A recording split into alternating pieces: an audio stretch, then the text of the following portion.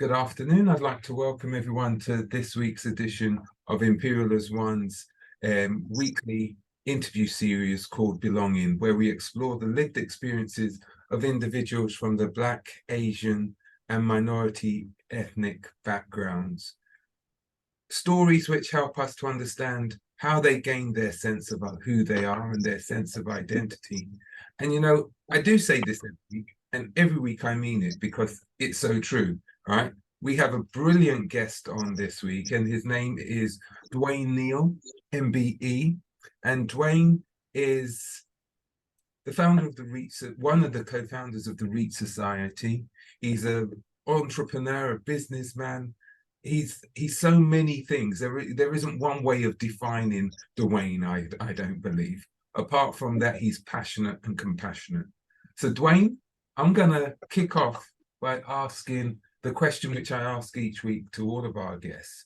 And that's, could you tell me what it was or what it is that gave you your sense of identity, sense of belonging when you were growing up? Good afternoon, Wayne. It's a pleasure to be involved and be invited to your show. I've been aware of it for some time, and then when the invitation came, I thought, like Lenny Henry, it's taken you long enough, but I won't hold that against you. What really forged my sense of belonging, at the top of my response, is my family. Because as a child, my world was defined for many, many years by my family. And I didn't need external input to actually define my sense of belonging. And if we're thinking about belonging in a UK context, wherever my parents were, that's where I wanted to be. So my sense of belonging was absolutely shaped by being with my parents. And I'm happy to talk about the 2-year hiatus between 6 and 8 when I was separated from my parents and spent those 2 years with my grandmother. And of course, that ties in with an awful lot of people like me who are children of the Windrush generation. And we were left with trusted family members until our parents had found their feet and somewhere suitable to bring the children to join them and reunite the family. So based on what you've just said, then that means that you were born in Jamaica, right? Which parish in Jamaica were you born? Well, you asked the parish question, but I would say, which city in Jamaica was I born in? Because I was born in Kingston. Right. However, before coming to the UK, I spent 2 years in Trelawney, which of course is that western parish. I think my geography of Jamaica might let me down, but I think it's in the county of Cornwall. That's right. You know. Yeah. And so 2 years in Trelawney, but the first 6 years in Kingston. And so growing up in Kingston, so your family was there in Kingston. Are you the eldest, middle? How does the dynamics work? And how many of you were born in Jamaica as it were? We're 6 siblings, and I'm the eldest boy. I have a big sister who's 4 years older than me. And then 3 younger brothers and a younger sister. So all barring the very youngest, my youngest brother, were born in Jamaica. Right. And when we arrived to join our parents, we had the lovely surprise, because we knew nothing about having another sibling until we arrived. And he must have been about 2 at the time. So instantly the family expanded on arrival in the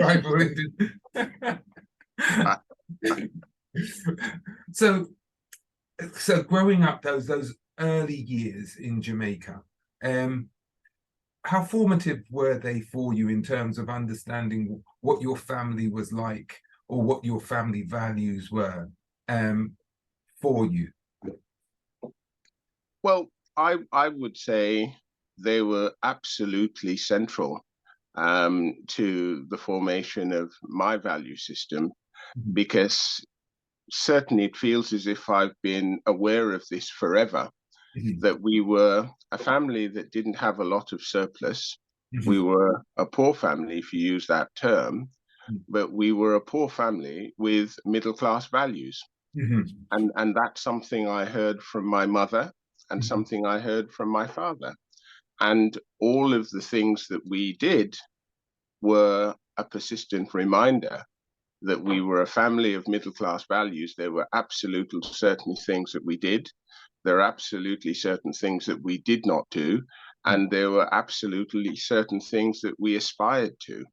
We didn't have the money to do the surplus. And let's put an example of the surplus that many better off families did. Annual holidays. That was not a real thing for me until I was in my late teens. And then I only had one. Because thereafter I was off to university, and when I started working, I could pay for my own annual holidays with my wife. But annual holidays for our family when I was a child was not the top priority.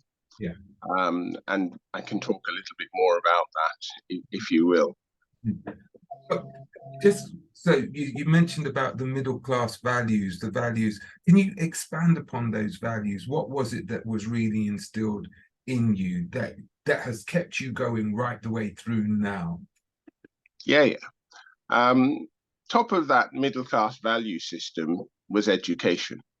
There was no question in our household that education was the key.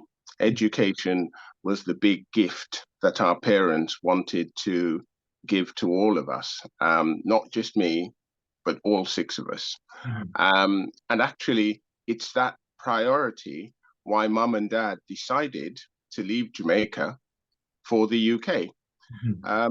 Our family may not be typical in this respect, but my father was a soldier during the Second World War. When the war broke out, he was a young man of about 20. And so he actually was in the army. He was a top gunner. He came to the UK. He served. My mother was from a good family in Trelawney. They had their own land. They employed people, but my mother was never minded to live in the country. So my father took her to Kingston. She grew up from she was an early teenager with her aunt. And as part of that experience, she learned dressmaking. So those two things meant that my mother was aspirational and enterprising. My father was well educated and had a sense of service and a sense of, contributing to the country. And my father, of the two of them, was the better educated, because to become a soldier, then a simple warrior, and then to become, a policeman. Are you still there, Wayne? I'm still here. Okay, it's just I lost your image. You had to be numerate and literate. So as far as our family was concerned, it wasn't a, well, you school or you don't, it's down to you. It was education, top priority. And when they realized that they would not be able to give us the education they wanted for us in Jamaica, that was the trigger for making the move, because Dad knew there was a better chance of offering that to all of us if we were in the United Kingdom. After all, remember, we were part of the empire. The UK was just a part of the empire that he was very much aware of. If you weren't, as a young man, you certainly became aware of it as part of the war effort, the World War II war effort. And that's why we moved. And so the mantra in our family, pretty much every morning as we were going off to school, primary school, was work hard, because that's why we're here. I hear it now in saying it as if I was still at home. It was what you were remembering as you walked to school.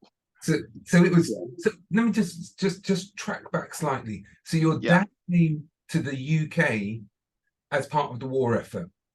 Absolutely. And then, because I remember him telling us stories of yeah, experiences over here. yeah, So in our family, for example, we knew that Britain was racist. How? Because our father talked about how black servicemen were treated. right. But that would not be a big enough deterrent Mhm. for him and my mum not to take the risk in order to give us the access to education, Right. because that was where we were going to have multiple options. Yeah. Whereas if we were illiterate and innumerate, our options would be few. Yeah. So that was the vision. That was that vision has been said many times before. They came because they saw that there was the possibility of getting a better life, better education for them and their children. So Correct. you mentioned about the fact that for a brief period of your childhood that your parents, you were separated from your parents, okay? And then when you were reunited, you discovered you had another little brother. As you do. As you- So what was that reunion like for you? Or that before we go to the reunion, what was it like being separated from your parents for the first time? Did that impact you? How did that impact you? Yeah, yeah. Well, separation for me was not as bad as I know it's been for many other people. Right. Mainly because we were with Granny Mhm. and we were aware of Granny when we were in Jamaica. So she wasn't a strange country or strange person. So Yeah. that helped. We also had uncles and aunts. We didn't know them all, but we Mhm. knew some of them. And one of the aunts was my favorite aunt. Okay. So we were in a place of family that was, for me as the eldest boy, familiar. Not Mhm. Trelawney, not Warsaw, Mhm. but the people. Mhm. And so when we got to Granny's, there were about four cousins who were also there. Yeah. We didn't know them before we got there because they're a similar age, we were quite young. Yeah. So we were like an extended family in Granny's big yard, in Granny's own house, in Granny's land, Yeah. just basically enjoying each other's company and being young.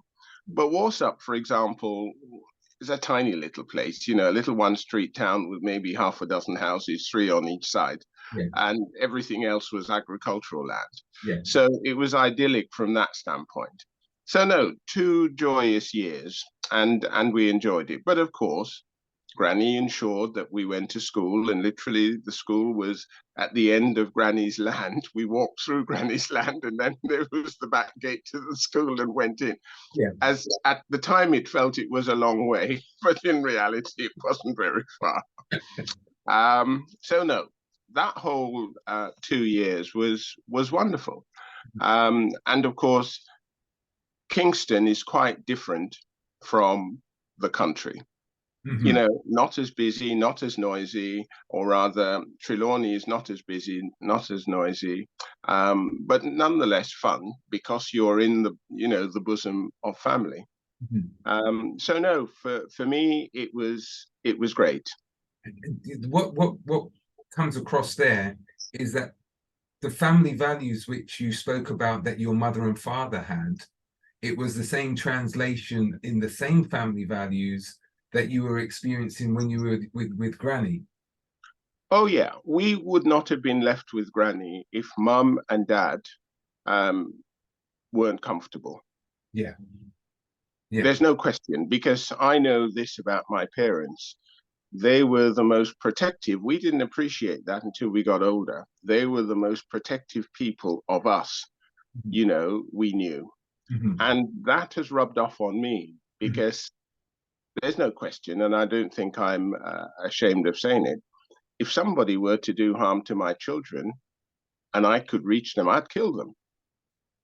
It's as simple as that. And I have felt that sense of complete protection, not Mhm. only from my parents, but also from, the extended family. So there was a very close bond, a protective bond, which Absolutely. and Absolutely. fantastic. So coming to the UK, I remember when we spoke the other day, you said that from an education point of view, and you've already alluded that education was very important. Going into the British, because there's so many stories, and we know of stories of how the West Indian child is being made educationally subnormal by the British education system. Yeah. What were your experiences of the British education system, and how did you navigate that? Yeah. As part of my experience of growing up from 8+ in the UK and effectively top end of my primary education and all of my secondary and tertiary education in the UK. So I would say I know the education system very well. Yeah. My experience was not bad, but there were moments when it could have taken a left turn at any stage. Right. Because there were lots of teachers within the system who would, my child's perspective, provoke a reaction, not necessarily from me all the time, but from other children. And if they reacted badly, it would lead to punishment and ostracization. Right. And that was something we noticed would happen more often for Black children than other children. There was no doubt in my mind when my white peers played up or acted up or reacted inappropriately, they were given warnings, second and third chances. In almost every case I can recall, if a Black child did the same thing, there was a ton of goo that would befall them. Yeah. Because I'm the sort of child I was at the time and the sort of adult I am today, I learned very quickly from what was going on around me. Yeah. So that hostile environment in school that was upending a number of my Black peers, I looked out for it and I avoided it. So I was never, as a young man, whether it was primary school or secondary school, going to headbang with any teacher because of what I saw going on. However, that didn't mean that that was the end of the story. Because at home, and this was with my dad and my mum, and that was certainly before my dad passed, there was an open door for us to share what we experienced at school. It was positively encouraged. Our dining table, because we always ate together at the end of the day, the dining table was like our family parliament room. Yeah. And we were always expressly asked to share how things were. And we all heard. So mum and dad got the opportunity to pick up on what we were observing or experienced. And what we discovered as we got older, they acted if they heard anything that concerned them. Yes.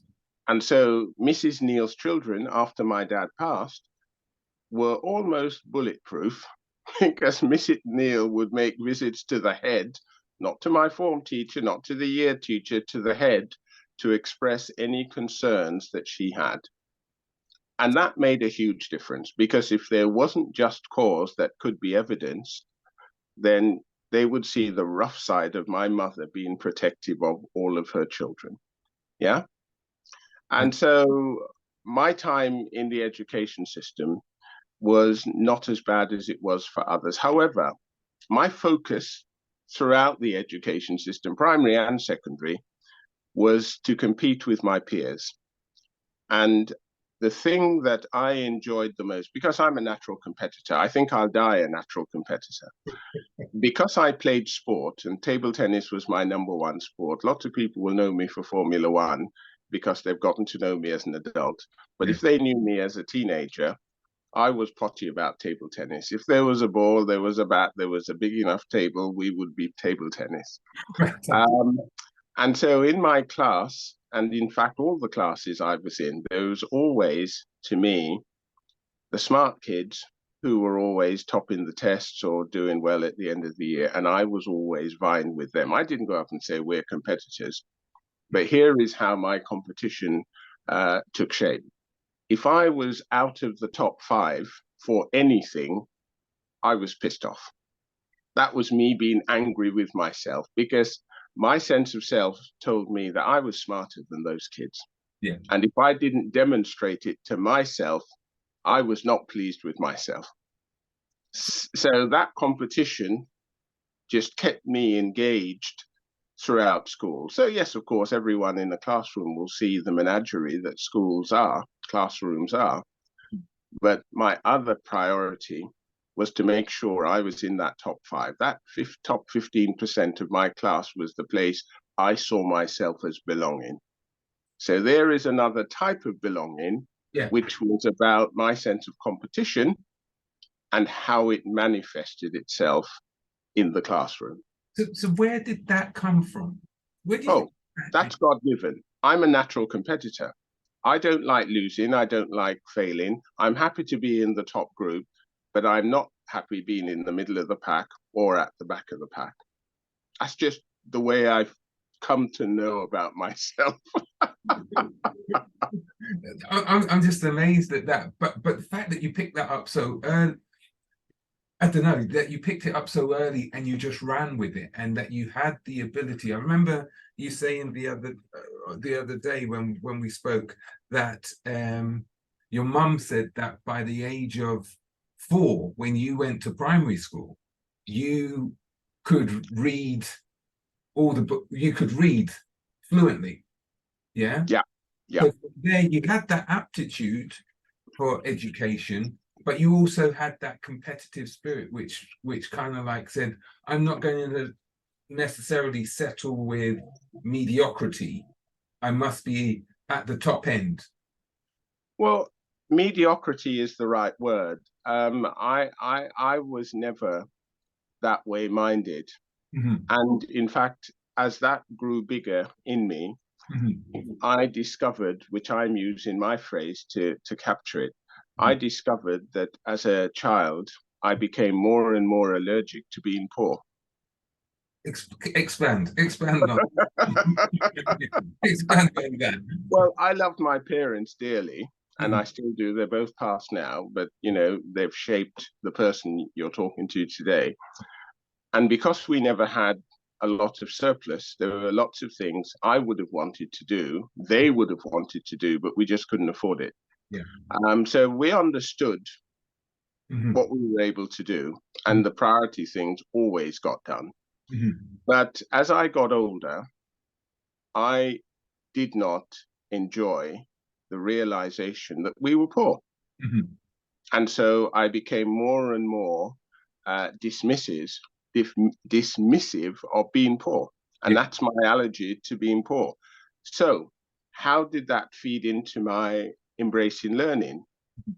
All the signals, some from school, definitely from home, were saying with education, you will have more possibilities.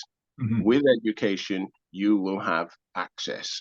With education, you are going to be in a better position to compete. And there is that magic word. Compete. Because with education, I'm going to be a competitor. Well, it's like dying and going to heaven early, you know. Oh, with education, I'm a competitor. Bring it on, as some people would say. And of course, as I got older, I discovered that that was true. So I also realized that that was my way out of my allergy to being poor. And many of my later decisions were driven by that allergy to being poor. Give you a perfect example of that. When I got my place to go to university, and I'm a Manchester University man, there was only one thing at the top of my mind every day I was there. I must not leave this august university without a degree. Yeah. That wasn't it wasn't an option. No. Yeah. I played hard. I had a fantastic time, but the work that would lead to a degree was my priority. Right. Yeah, because that was the certification that said, I've arrived as a competitor. Now let me go into the next stage. So I'm just wary of time, and there's so much that I still want to unpack with you, right? So at Manchester University, then, right? I'm still wanting to understand about this sense of belonging. So you would have been one of very few Black students at the University of Manchester at that time. Am I right in saying that? In the late 70s, you're right if you come at this from a Black British student perspective. Right, okay. But if you come at this from a Black student perspective, the answer is no. So Okay. where are the other Black students coming from? From everywhere else around the world, mostly in African countries. Yeah, okay. So back in the late 70s, we were not so thin on the ground if you take all the Black undergraduates. Yeah. And so many of the friendships I made were with Black undergrads who were from any of the 54 countries in the continent of Africa. We had a little joke amongst our group of friends that we had less than half a dozen Black students who were Black and British, because we made a job of reaching out to Black students, and that's how we could tell they weren't Caribbean. We even adopted for a year someone from Trinidad because he was there doing a year in Manchester. Yeah. And when he realized there was a group of Blacks who were enjoying themselves in the union or whatever, he tagged along and we said, "Welcome, brother." And then he was gone after a year because he wasn't here for the 3 years or whatever. Yeah. But yeah, we were thin on the ground from a Black British perspective, but not from a Black undergraduate perspective. Right. Tons and tons of overseas Black students in Manchester University. And so, okay, so what about on your course then? So the majority from, you said that there was a lot of Black students. What about on your course? Was there a lot of Yeah. Black? On my course, I was the only Black guy. Right. But that for me was like normal. Because on my university course, there was only one Black guy. At my school, I was in one of the top classes. There were only 3 Black kids out of 30. Yeah. There was a Black girl of Caribbean background, a Black boy who was Asian of Trinidadian background, and me. Yeah? Yeah. When our school became comprehensive, went from grammar, local, secondary, modern, we became a high school. We had maybe a third of the school. We had more Black kids come in. But my experience was I go to one of the top classes I was in for my lessons, but I chose my friends for the break time. Yeah. So I played with maybe 2 or 3 of my classmates, but most of my other friends were not in my class. Yeah. Yeah. So even at school, I learned you go with the group you're in because those are the lessons you do, but the people you want to socialize in are of your choosing. I never felt hostage to the people in my class to surround them. And to be honest, they were boring. They were doing children-like things like spitting at each other. And I'm talking about the early end of secondary schools. A lot of my white mates thought that was hilarious.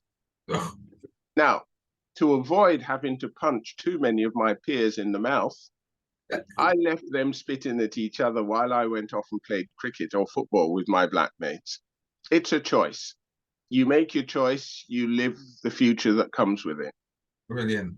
So from an early age, you had recognized the power of being able to choose who you coalesce with, who you exist with, who you always.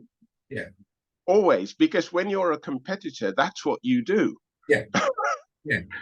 You go where you get an opportunity to assert whatever it is you are attracted to. Fantastic. Fantastic. I'm going to ask another question, kind of like moving on from the education sphere. Sure. We're going to get pulled back into it because of some of the, when you then set about going into the world of work and stuff like that, what was your ambitions? What were you aiming to achieve? What did you do, and what was your, where did you want to go with your that in a sense was not as difficult a question as I know some people struggle with. Remember, I told you that when I was a kid, I discovered my allergy to being poor. Yeah. So now I've got the means to compete for jobs. Yeah. I was not going to seek out jobs that paid me buttons. It was as simple as that. So I did the research while I was still at university doing my PhD, to find out about the possibilities. Yeah. So the careers service saw a lot of me in my last year of my PhD, because I was then doing the research to find out about the different sectors. And that was where I chose business. And that was where I chose sectors that allowed me to showcase my physics and chemistry joint honors and my nuclear chemistry PhD as an attractive offer. And so that's how I ended up in Shell International Chemicals. And the pay wasn't too bad either, because when you looked at their blurb, they promoted themselves as paying above the average. Yeah. And more than that, they trained you. What they wanted was intellectual horsepower and people who were open to be trained, because that was the best conversation I had when I was in my second interview. They were basically asking me, why did I choose them? And I said, look, to be honest, you pay well, but also you make a commitment to training people in business who didn't have a business background. I'm a scientist by education, but I've chosen business, and you have promised you're going to train me to be a businessman. Yeah. They thought that was a cute answer, because the conversation settled on that for what felt like a long time. And they offered me, and they delivered. So, but that what I like about that scenario which you just painted there is the fact that you went in there prepared, knowing what you wanted from them, and you weren't afraid. Maybe it's that competitive, and maybe it's the allergy, probably a combination of the two. But you went in there prepared to say, this is what you've promised. I know what you've promised, because that's what you've said. And this is what I'm willing to offer. So I have the intellect, because I've got my PhD, and you know that I've got my PhD, right? And I'm willing to be trained by you to fulfill your criteria. Absolutely. And it wasn't just my qualifications that they were looking for. They were looking for independent thinkers and self-starters. Okay. And so when they looked at my background, going back to my school days, they did not see a robot that just went to the lessons, passed the exams, and showed up in front of them. They saw someone who was curious about sport, who was a Boy Scout, who traveled, who had done a load of things, who'd taken on leadership responsibilities. Somebody who, in his first year of his postgrad, took 2 weeks out of his first year to go on a course which was an introduction to industry, to role play a load of senior roles. And that wasn't something anybody told me to do. That was because I was now curious about the next step. And this gave me an opportunity to look over that fence before I had to leap over that fence. So all of that was presented in my application, and all of that came up as conversation piece. Yeah. So I think they saw enough evidence of independence and self-starting to say, well, he's got the qualification, but he ain't going to be sitting there twiddling his thumb if we don't tell him to do this or this. Yeah. And that was what I liked about Shell, and I guess that's what they liked about me. How long did you stay at Shell? Oh, 21 years. 20... Great 21 years. 21 years. So what was... Yeah. I already know, because basically you've just answered it. But what was it that made you then no longer want to be at Shell? Where were you going? Where were your career aspirations? Yeah, it's called maturity. I got to the point where I couldn't ignore the scream that was welling up inside of me for possibly the last 5 years of my time in Shell. And that scream was, so when are you going to start your own business? And that was a scream that I wasn't sure was there, because I grew up in a household experiencing my mum running her own dressmaking business, from going from 1 machine to 5 machines, to employing 4 women to work on those machines while she managed the business side of it. So I admired the fact that my mother made her own money. I admired the fact that my mother made her own business from scratch. And that, as I matured, became the scream within me. Yeah. Because having learnt business, having run businesses, having closed businesses and started businesses with Shell, I knew the A to Z of businesses. So the question, which kept on coming up within me, is, so when are you going to have your own? You know what? It's really interesting. It's really interesting. You've got my mind spinning again now, right? Because when we started the conversation, you said of your two parents, your father was the one who was more educated. Yeah. He was. Yeah. And but your mother was ambitious. Absolutely. Yeah. And your mother demonstrated that ambition, right? And your father supported her. I remember you saying this to me. Oh, yeah. Your father supported her to say, start her own business. If you could do it for somebody else, you could do it for yourself. Absolutely. Yeah? And then fast forward now, 16 years into your Shell experience, and it's almost like the spirit of your dad is tapping you on the shoulder and saying, if you can do it for Shell, you can do it for yourself. That is absolutely right. But also, you just need to add to what you've said. My conversation with Shell, and indeed all the employers I applied to, was, I'm a scientist and I need you to train me to be a businessman. Mm-hmm. Yeah. Mm-hmm. So there was definitely that desire to go business after academia. Mm-hmm. Right. Was I clear at that stage that I wanted to have my own business? No. Okay. But was I curious about what it would be like to have my own business? Yes. Mm-hmm. But did I have the confidence and the skill set to just jump into my own business? No.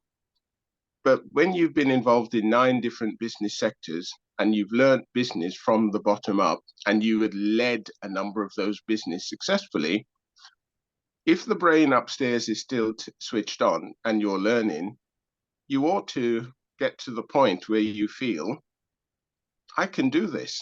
Yeah, absolutely. And I can do this for myself. The question then is, what business, what sector? And once I'd more or less answered that question, then what's stopping you? That's right. What is stopping you? Yeah.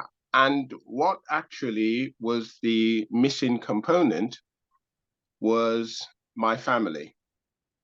And I don't mean that in the negative sense. I mean that in the positive sense. Mm-hmm. By then I'd had my children and they were in education. They were at an early stage, married and mortgage, all of those things. And so if I made that transition, I wanted to ensure it was as successful as possible. Yeah. And one of the things about big companies, every 3 years, they have reorganizations. I stopped worrying about them because I was confident in my skill set. And if they didn't want me, I'd just take it with me somewhere else. So in the year that I left, they had another reorganization. And I got offered some really good jobs, more pay, more challenge, blah, blah, blah. And I wasn't sure. And my boss was beginning to pull his hair out. So, what do you want, Dwain? And I said, I don't know. I did know, but I didn't want to upset him. Yeah.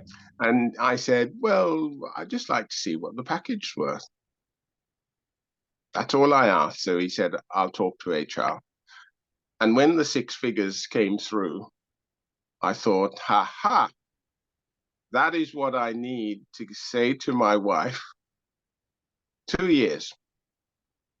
And if I fail to make this business a success, I will go back into working for somebody else, because with this payout, I don't have to earn a penny piece for 2 years and my family quality of life will be unimpaired. Fine. I am proud to tell you that we didn't have to touch that penny until I killed my mortgage. Because within 3 months, the business started generating income. Mm-hmm. And over the 17 years, it just grew and grew and grew. Fantastic. And then I retired because by then I wanted to do something different. So it was that competitive spirit that you had from very early on that kept you driven, but you were always prepared. That's what I'm hearing. You were always prepared. You weren't afraid to take a step, but you weren't taking a step into darkness. That's stupid. I know I'm that. sorry, that has never appealed to me. You prepare the ground. Yeah. It doesn't mean you've covered all the risks, Mm-hmm. but you've mitigated most of the nasty risks. Yeah. And then you keep your eyes and ears open and you navigate thereafter. But Fantastic. to leap before you look is exciting for some, but to me that just says dumb. I'd like to know that I know that those spikes are there and Yeah. my leap will take me beyond them. Yeah. I don't want to have that decision when I'm about to land on the spikes. So, but other people like the drama. Yeah. And, you know, people are different. And then they just deal with the drama. But that doesn't sound too smart to me. Absolutely. Right. I want to fast forward. Not that I want to fast forward. I'm just looking at time, right? And there's so many other things which I want to unpack, because we've spoken about your life in business, your early childhood and your education. But then you've done so much more, as I said at the very start. Excuse me. In terms of the Reach Society and reaching out, your community activism, where did that come from? Yeah, good question. Good question, Wayne. You won't be surprised when I say this. At home, When you're at home. my mother Yeah. and father, before I knew the meaning of this word, were the two most compassionate people I experienced in my young life. Mm-hmm. Our dining table, I told you, was like the family parliament, Mm-hmm. but it was also our dining table where I saw my father before he passed. Mm-hmm. Lots of folks from the Caribbean who knew him as an ex-policeman, numerate and literate, they themselves were subliterate and probably not very numerate, would come to him with papers and asking old Neil, as some of them would call him, Yeah. to read it and tell them what to do with those papers. And he would happily read it for them and tell them where to sign and tell them what to do with it. Not once, not twice, but umpteen times. Mm-hmm. So Dad helped people he knew who sought out his assistance, and he was unstinting about it. Mm-hmm. My mother was also compassionate, but she showed it in a different way. Mm-hmm. After my dad died, and this was many years after, she became acutely aware of the disaster of school expulsions of black kids. Yeah. And so, even though she was running her business, she also started an organization called the Parents Association for Educational Advance, where she and other parents would give advice to those parents who were in trouble with their children Mm-hmm. in order to find ways of dealing with it. Mm-hmm. And she did that big scale when I was at university. Wow. So I saw compassion in action from both my parents from an early stage. Mm-hmm. And so the day I started working with Shell was the day I also volunteered for that educational charity that my mother founded. Right. And to this day, and I'm a young man of 68, I'm still volunteering. Fantastic. Because I've learned a long time ago, and Mum reminded me of that when I got my degree and I was working. She said, we have been very fortunate, and we know that not everyone is as fortunate as us, and we should be willing to help where we can. Just a little reminder. Yeah? Yeah. And of course, when you get older and you understand the bigger picture, then you either say, pah, let them eat grass or let them eat cake, or you say, I'm in a position to help. And you do. It's a choice. That's right. Come on, let's unpack the Reach Society, right? Because you've already told me, you've given me the motivation now. So what's going on? How? Because I've been involved in it. I know a bit about the backstory. Yeah. We've got Rob on as well. But tell us about where that came from and why you've powered on to what you're doing now. Well, Reach Society actually is a labor of love, and for me, it will always be a labor of love. because I am sick to death of initiatives, whether it's national government or local government, purporting to help the Black community. And almost without exceptions, they all failed. They're all rubbish. And people will say, oh, Dwain, you can't say that. But you look at whatever government has done and claim they are doing for our community. And you then ask the question, what's the impact? What's the benefit? It's either small to nothing, and they parade it as if they're doing wonderful things for the Black community. I saw that decades ago.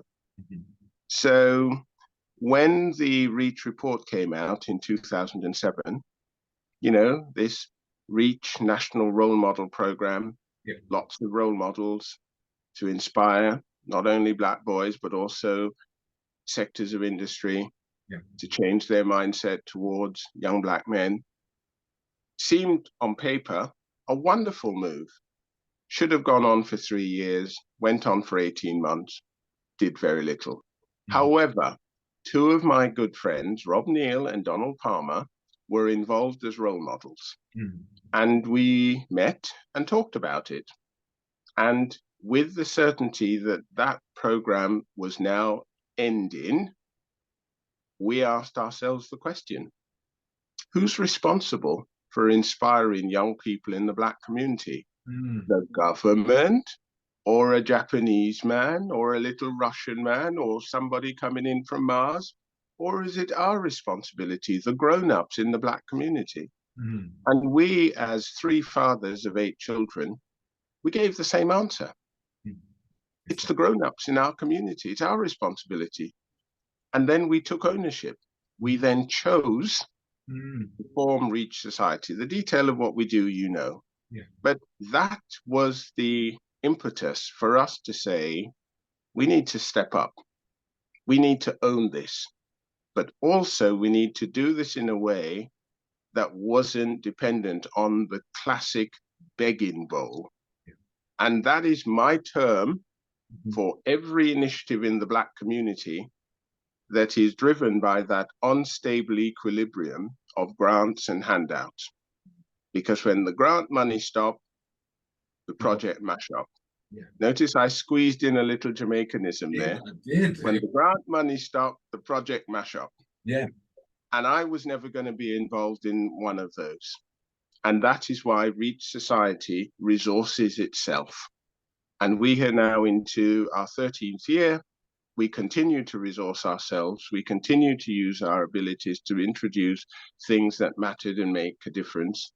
And we will continue to do that, independent of whatever government is doing or saying, because government have failed our community. We're celebrating right now 75 years of Black community. But our community has become what it's become despite government, not because of government. Absolutely. And once we own that, once we recognize the agency, then there is so much more, I believe, we could do. REACH Society will continue to generate what we do for young people because we understand the power of agency. We don't just talk agency, we do it. That's right. Absolutely. I'm going to just open it up very briefly for if anyone else has any questions. Dwain, you know that I could sit down and I can talk with you and talk with Rob and talk with Donald for hours, and we have at our network conversations, the network conversations that you guys do. If there is any other ones, anyone else, just raise your hands and I'll bring you in. But one question that I would like to ask, the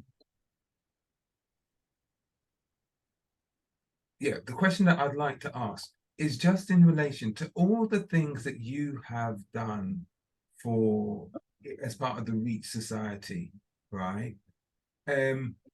What would you say has been the thing which stands out most for you?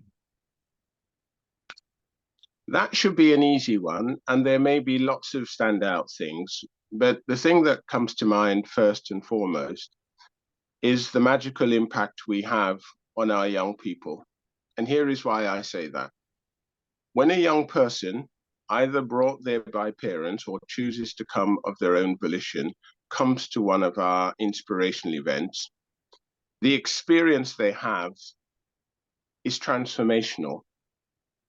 And the experience is about being in an environment where almost every Black adult they will come across is an achiever. No, they're not all musicians. No, they're not all sports stars. They are in all of the other areas, and not just one of them, but tons of them.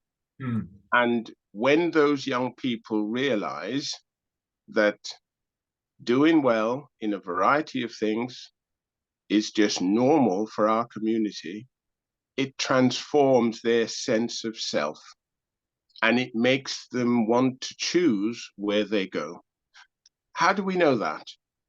Over the years, we've had lots of similar feedback from parents. My son, my daughter didn't want to come, but I insisted. And on the way home, they say, this has been one of the best days of my life. But more than that, they have a different mindset. They're engaged in developing themselves. They're not wasting so much time on various things taking them nowhere. They have a sense of where they're going. That, for me, is the loveliest thing of all, because it is ongoing proof that the concept that led us to forming and rolling out Reach Society was right. That's right. So that's the thing that sticks with me. We've done lots of other good things. And, I'll give you one example without unpacking it. The Durham STEP program, and STEP stands for Space to Explore Potential, is amazing. Mm-hmm. And I can't tell you more, but there is something big on the horizon as part of that program. But if you come to the Recognition Awards dinner in October, you'll hear all about it. Now you're pushing, man. You're pushing it now. Well, you can't ask a businessman not to be a businessman. It's like the scorpion and the fox in the Anansi story. You can't expect me not to do the bit of marketing. But the point is, it's the impact on our young people that is the most standout feeling message to me. Brilliant. I know. Can you just show your T-shirt? Because this is another initiative which which I know is close to your heart, and especially as yesterday was the 22nd of June, special celebrations for a number of reasons. But you've also been promoting this Windrush Day Thanksgiving. Tell us about it, the community. Yeah. Windrush Day Thanksgiving gatherings has evolved from January 2019. But really, the trigger for it was Windrush Day itself, announced on 22nd of June 2018. After much work by people like Patrick Vernon, and before him, Sam King, Arthur Torrington, the government finally decided to acknowledge the enormous contribution of people, Black community to this country. However, in good government fashion, they poisoned the well. When announcing Windrush Day, they also announced the Windrush Grant Scheme. And the grant scheme back then was £500,000, and it was open to everyone in the UK to apply. All 67 million of us, everybody can apply for a piece of that pie. Well, even people who are poor with maths will know that if everybody applied, you'd get less than 50p. And so it had the potential to generate massive dissonance in the Black community. And we started hearing that already. And I'm going to use another little bit of Jamaicanism. If me not get none of the money, me not care about Windrush Day. And we did not want our community to fall into that pit of despair. So in January 2019, 6 months after Windrush Day was announced, we launched Windrush Day Thanksgiving in the Family, where we said to the Black community, we all get together on the weekend, mostly Sundays after church.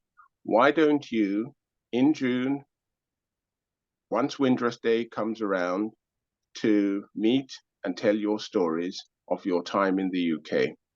But involve your children and grandchildren, because not only should they hear of your experiences, but they should also hear of your hopes for them. And that was going on for 3 years. And after 3 years, we took stock by talking to people who'd been doing it, and they said, this feels like we're celebrating cultural esteem. We're celebrating pride in our culture. That's right. And we loved that feedback, and we engaged in using that feedback to launch Windrush Day Thanksgiving gatherings. So we then just upped it. Yeah. And Reach Society has been hosting gatherings since then. We wrote a little book telling people, here are the various ways that you might want to go about having a local gathering. And we will continue now to push that, because celebrating cultural esteem is so important for not only community confidence, but it's also important for family confidence, and it's important for individual confidence. Having that working understanding of our 75 years and how we have developed ourselves is a powerful elixir for moving forward to even greater heights. And that's why we will continue to promote it. Do we need a grant to do that? Hell no. Do we want a grant to do that? Hell no. But I know I'm in a minority here, because I know there are a number of Black folks who will say, Dwain, you're on drugs. We can't do anything without having a grant, and we deserve grants because we're taxpayers. Yes, we're taxpayers and so on. But if you have to prostitute yourself in order to get some of that money, in order to do something which you could do anyway without it, what's your choice? It's a bit like the leaping before you look. I just think it's got dumb written all over it. But that's a personal view. There'll be lots of people saying, oh, we've had loads of grant money and we're doing very well. Thank you very much. Go away, Dwain.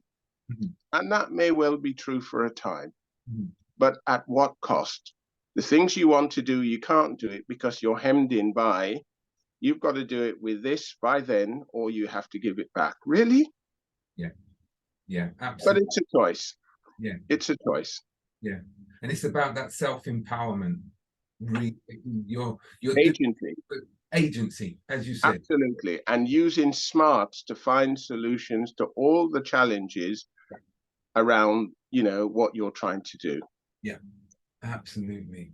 Dwain, you know, as I said, we could carry on talking, but I'm going to have to close it down, unfortunately. Right? Okay. But I'm going to ask you just 2 final questions, and these are the 2 final questions I always ask. And the first one would be, I think you've already given a lot of advice already, but what advice would you have given to your 16-year-old self, right? And the second question is, looking at from your 16-year-old self's point of view, right? What would they have turned around and said, wow, are you that, Dwain? Okay, first question. What advice would I have given to my 16-year-old self? Actually, it wouldn't be anything more than, don't worry, you're going to get there. And here is why. 16, for virtually every young person in this country, is the milestone year when you go for public certification. Back in my day, it was O-levels. Today, it's GCSEs.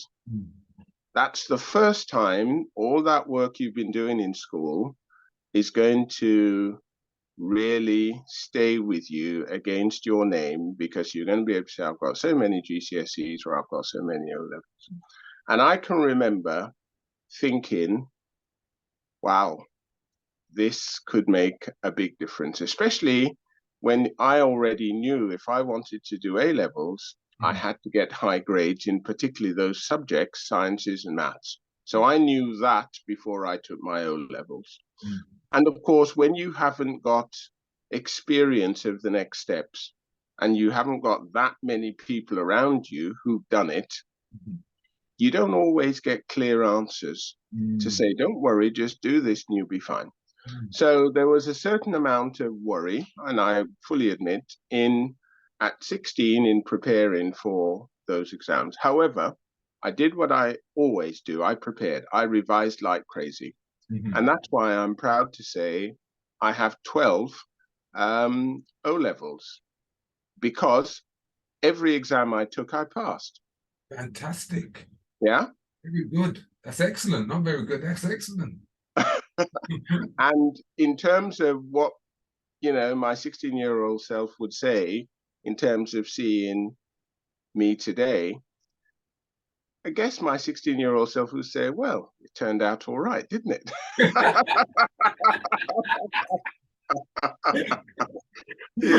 You no longer have the allergy to poverty because you're not.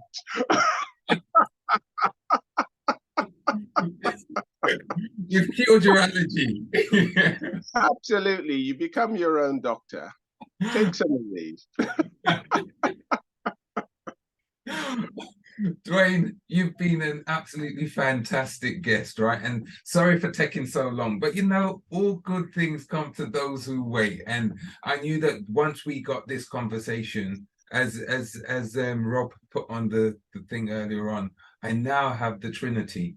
I've had Rob, I've had Donald, and I've had Dwain, right? There you go. All right, so the three spearheads of the REIT Society have come on, and it's brilliant to understand the dynamics which have helped to do that, and the work which you do.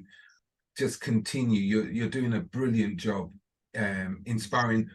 Trust me, you're not just inspiring the children. You're inspiring a lot of adults. You guys inspire me in the work that you do, and so for that, I give you your flowers. I give you your claps and applause. Not that that's what you're doing it for, but I know that it's something which that recognition is well and truly deserved.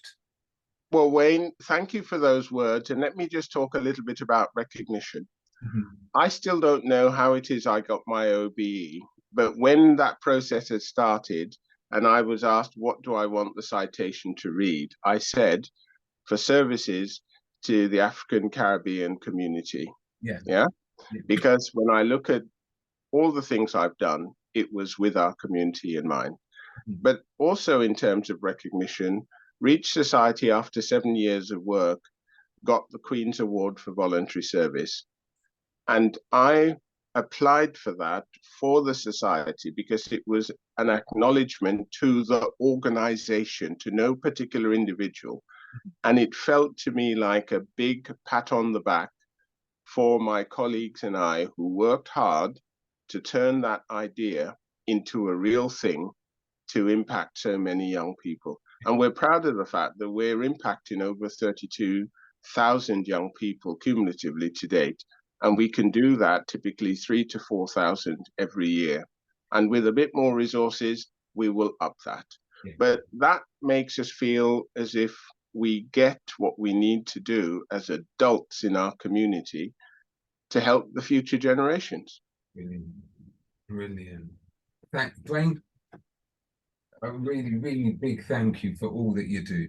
Really a big thank you, because it's not hard. I know it's not easy, I should say, but your dedication, it speaks volumes. Yeah. And so compassion. Yeah. If people tune into their compassion, they'll see that there's tons to be done.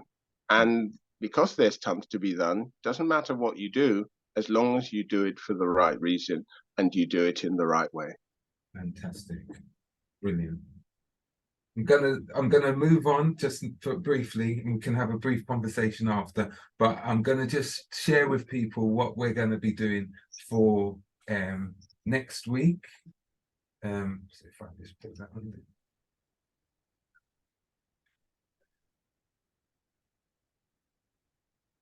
So next week we're going to have part 2 of Lise D'Souza's interview. We started this to start off Windrush month, and she's going to be coming back to finish off her story about how she wants to make a profound difference in this world and why it's important to her.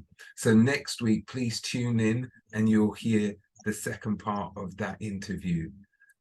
This coming Thursday, we're going to be having the Meet the Author. So we've got Simon Hudson, who's going to be coming to Imperial to talk about his books, History Through the Black Experience. please come along. It's going to be a really good event. If you have missed any of the other Belonging interviews, then please go to our YouTube channel, which is tinyurl.com/belonging-IAO. And you can see some of the first 100 interviewees that we've had. And this is them. This is them. Their stories are so important. Their stories have helped to shape who we are as a community, to shape who we are as individuals. And it's really important that we're willing to, I'm going to say be vulnerable, but be willing to share our experiences, because it's when we hear other people's experiences, we truly get to know why they are the way they are and why it is that they have impacted lives in the way that they do. So please continue to be with us and to share with us. And we just want to say a big thank you for being with us again today. So without further ado, I want to wish you all a happy weekend. Go and do some more Windrush celebrating, because it's well and truly a good thing to do. So have a good week, and I'll see you again next week. Take care. Bye-bye.